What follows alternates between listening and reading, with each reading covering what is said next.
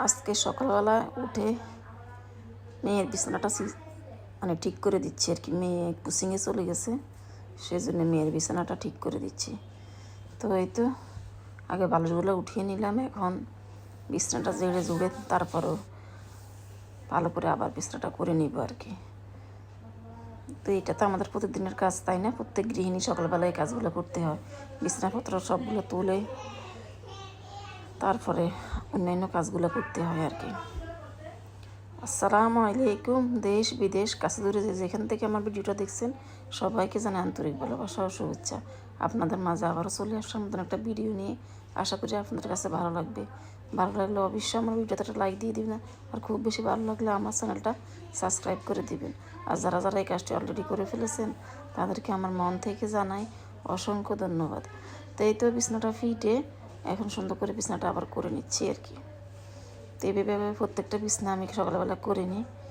তো টুকটাক এই কাজগুলো করে ফেললে, যেমন বিছনাপত্র গুছিয়ে ফার্নিচার মুছে ফেললে কাজ একটু আগিয়ে যায় আর কি।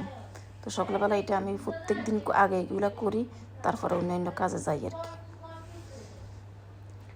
তো এতে এখন বিছনাটা ভালোভাবে করে নিচ্ছি, করে তারপরে সব ফার্নিচারগুলো একটু মুছে নিব আর কি।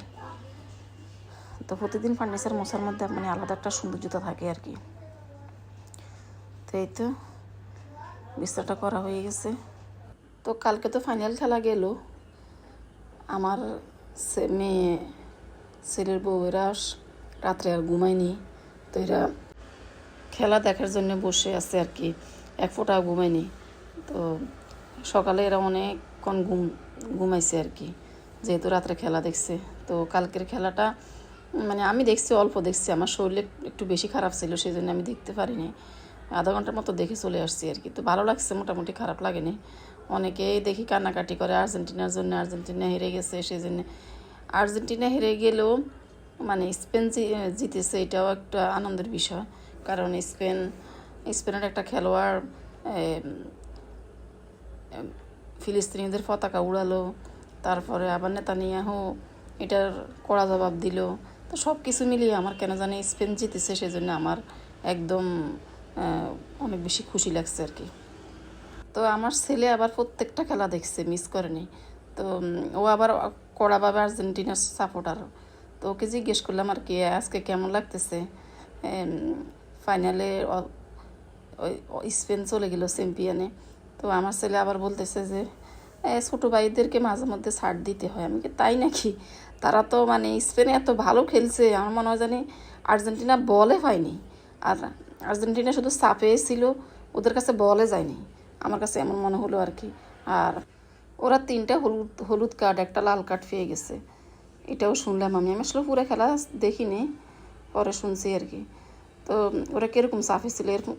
এরপরে ওরা আবার খেলা শেষে যখন স্পেন জিতে গেলো, ওরা আবার মারামারিও করলো, কেমন জানি লাগলো। আমার কাছে খুব একটা বেশি ভালো লাগেনি এই দৃশ্যটা দেখে আর কি। তো এই তো কথা বলতে বলতে এখন পুরো রুমটা গুছিয়ে নিলাম। আমার মেয়ের রুমটা আর কি সুন্দর করে সব কিছু মুছে, এইভাবে আমি প্রত্যেকটা রুমে গুছিয়ে নিই। তো আজকে বাইরে মানে বৃষ্টি আর বন্ধ নাই, একাদশে বৃষ্টি হচ্ছে। তো এরপরে আস্তে ধীরে অন্যান্য কাজগুলো করে আর কি। ভিডিওর ফটো যারা যারা আমার ভিডিওটা এখন কন্টিনিউ করতেছেন কিন্তু একটা লাইক দেননি, প্লিজ একটা লাইক দিয়ে দিবেন। আর ভালো লাগলে অবশ্যই আমার চ্যানেলটা সাবস্ক্রাইব করে দিবেন। আর খুব বেশি ভালো লাগলে ফ্যামিলি এবং ফ্রেন্ডসের মধ্যে শেয়ার করে দিতে পারেন আমার ভিডিওটা। যারা যারা এই কাজটি করে ফেলেছেন তাদেরকে আমি আমার মন থেকে অনেক অনেক ধন্যবাদ জানাই। তো এই তো কথা বলতে বলতে বউ রান্নাবান্না শুরু করে দিল। এই যে রান্না শুরু করার জন্য প্রস্তুতি নিচ্ছে, কুড়া বাছা করতেছে। আজকে পেঁপে রান্না করবে আর মাছ ভাজি করবে, এতটুকুই রান্নাবান্না। তো রাত্রে খেলা দেখলো, তো খেলা দেখাতে তারা একটু দেরিতে উঠছে। পরে উঠে নাস্তা কী খেলো, সবাই চা বিস্কিট কলা এগুলো খেলো আর কি। আমি তো একটু মুড়ি খাই বা অন্য কিছু খাই, আমি চাও খেতে পারি না। তো এটা আর কি আজকে আমাদের সকালবেলার খাওয়া দাওয়া। তো এখন দুপুরবেলা যেন রান্নাবান্না চলতেছে। তো পেঁপে দিয়ে ডাল দিয়ে রান্না করবো আর কি। ডালগুলো ভালো করে ধুয়ে নিচ্ছে।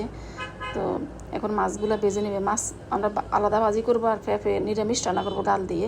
একটুখানি পাঁচফোড়ন দিব আর কি, পাঁচফোড়ন দিয়ে একটু সবজির মতো করবো আর কি, ডাল দিয়ে মাখো মাখো করে।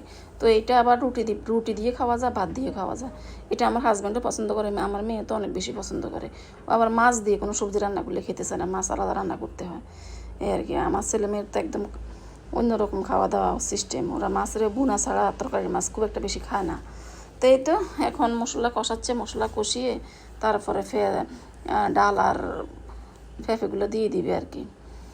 আর অন্য চুলাতেও মাছ ভাজি করতেছে, আর ইনফ্রারেড চুলাতে ভাত বসিয়ে দিছে।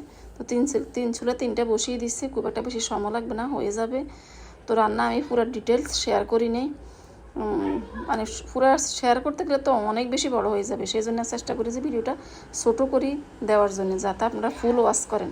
তো আশা করি আপনারা আমার ভিডিওটা ফুল ওয়াচ করবেন, ফুল ওয়াচ করে সুন্দর একটা গঠনমূলক কমেন্টস করবেন যারা যারা ভিডিওটা দেখবেন আর কি। তো এই তো এখন সুন্দর করে আগে পেঁপেটা কষিয়ে নিচ্ছে, আর এদিক দিয়ে মাছের জন্য মশলা কষাচ্ছে, পেঁয়াজ বোনা করতেছে। তার বেশি সময় লাগবে, রান্না হয়ে যাবে। আর এদিকে অফ ক্যামেরা আমি পুরা ঘর ঝাড়ু দিয়ে একদম আজকে সুন্দর করে মুছেও নিছি। তো এদিক দিয়ে বউ রান্না করে ফেলতেছে। তো রান্নাবান্না হয়ে যাবে, আর খুব একটা ফেরা নাই। তো ভয়েস দিতে বসলে মানে এত চারদিকে এত সাউন্ড আসে, মানে কি করব। নাতি হয়তো বা অনেক বেশি কথা বলে, অন্য রুম থেকে শিক্ষা দেয়। যত বলি যে কথা কম বলো, ওরা তো বুঝে না। আর রাস্তার পাশে বাসা, তো গাড়ি যেতেই থাকে। তো কি করব, আর সবাই একটু ইগনোর করবেন। তো এই তো রান্নাবান্না শেষ। এই তো তরকারির ফাইনাল লোক, কালকের তরকারি, মাছ ভাজি, কিচেনের একদম মোছামাছি শেষ হয়ে গেছে। তো এটা হলো রাত্রের বেলা আর কি, যেদিন কালকে রাত্রের। তো ওরা মানে মোমো বানাইলো, রাত্রে খেলো, টিভিতে খেলা দেখলো আমার মেয়ে আর আমার ছেলের বউ দুজনে মিলে। ভিডিওটা আজকে এই পর্যন্তই। আল্লাহ হাফেজ।